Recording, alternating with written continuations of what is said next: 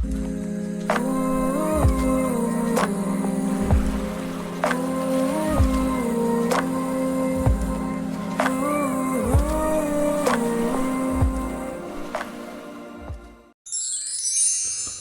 my name's Dan, and this video is one in a series of videos I'm doing on designing missions uh, for games. It's part of a game design series, larger series.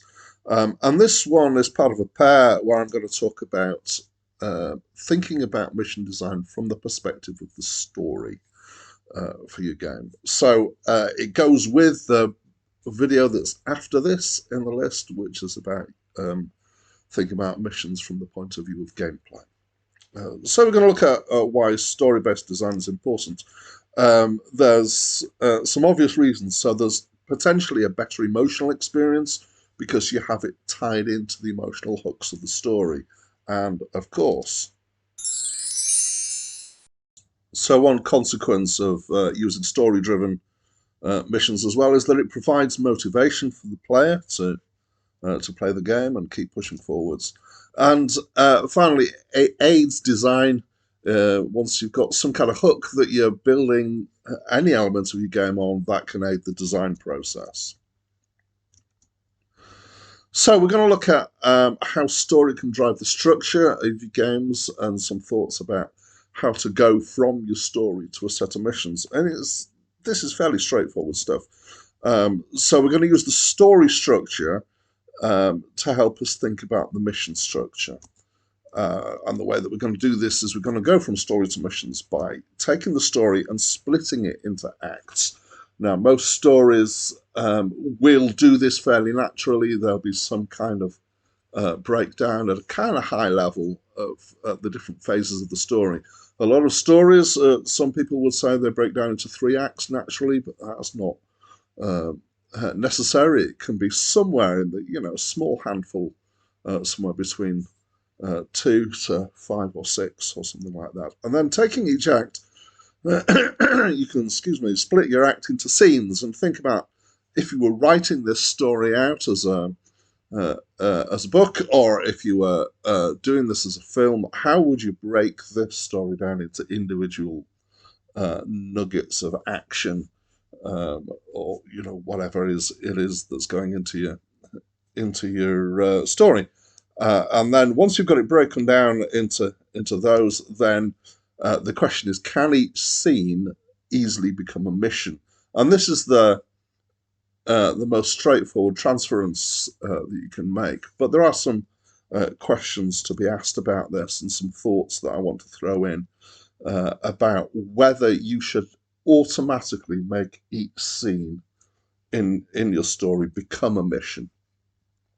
So here we go with some thoughts.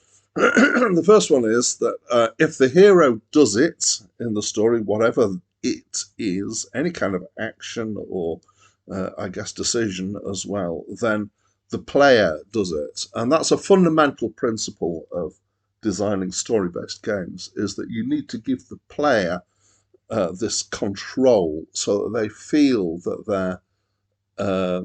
they're in the story and that they are the hero of the story. And this is a thing that's called agency, which is to give this power to the player. However, there are some caveats on that and some other things to think about. But first of all, yes, don't make the player do boring things.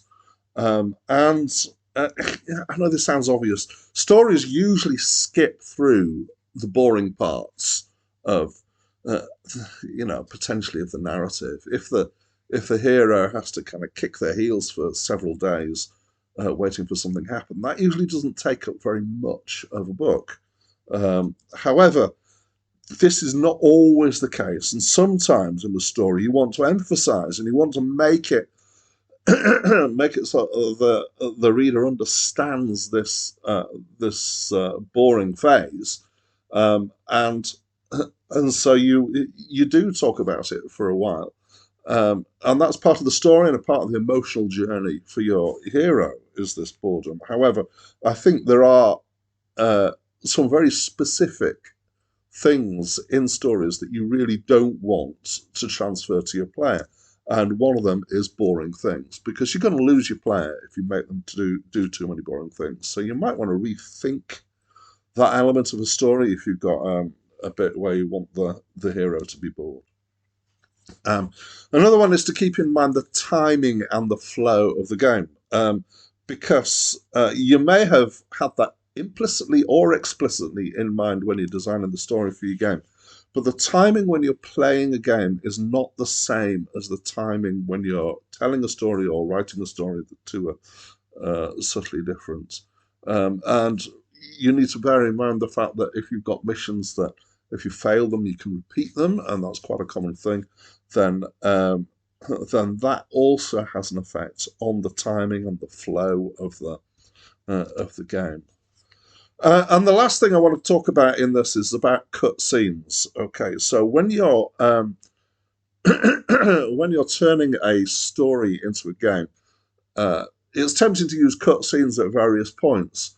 And I want to re-emphasize that idea about agency, is that I would encourage you not to use cutscenes when the player is active, but the cutscenes you can use cutscenes, but really they're there for when things happen to the player. So it's when the player is being acted upon, or is not really taking an active part in what's happening. So obviously, when you go into a cutscene, this removes this idea of agency, and stops the player from being in control in what's happening in the story. And obviously, you need to be aware of that as you're designing the flow of missions and cutscenes. But you can actually use this as a positive thing with your cutscenes, because you can use it as an emotional thing, that you're taking control away from the player.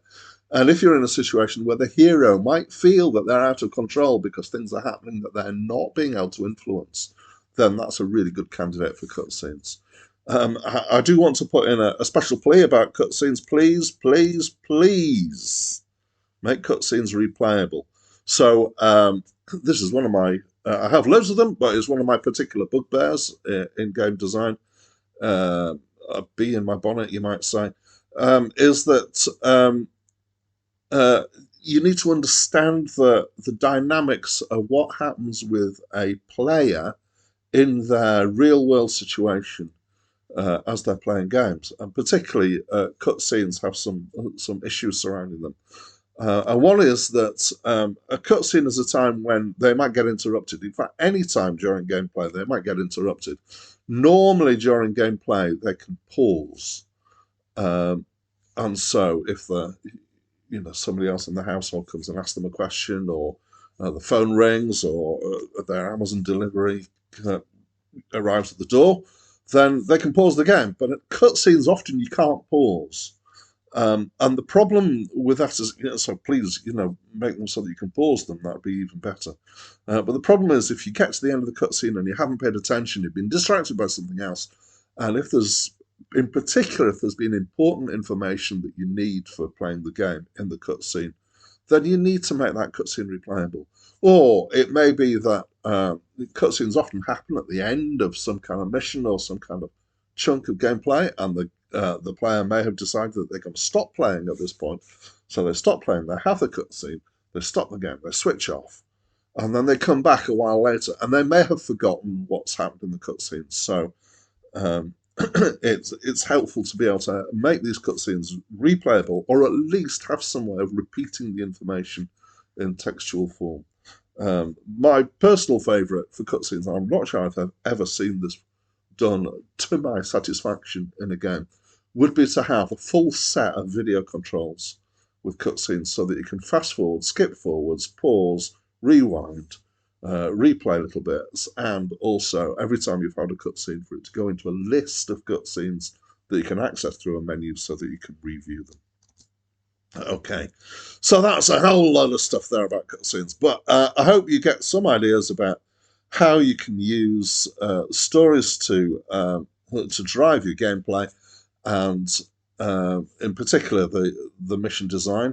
As I said at the beginning, this goes along with the video that's going to follow this one about using the gameplay side of things to drive mission design. So that's it from me for now.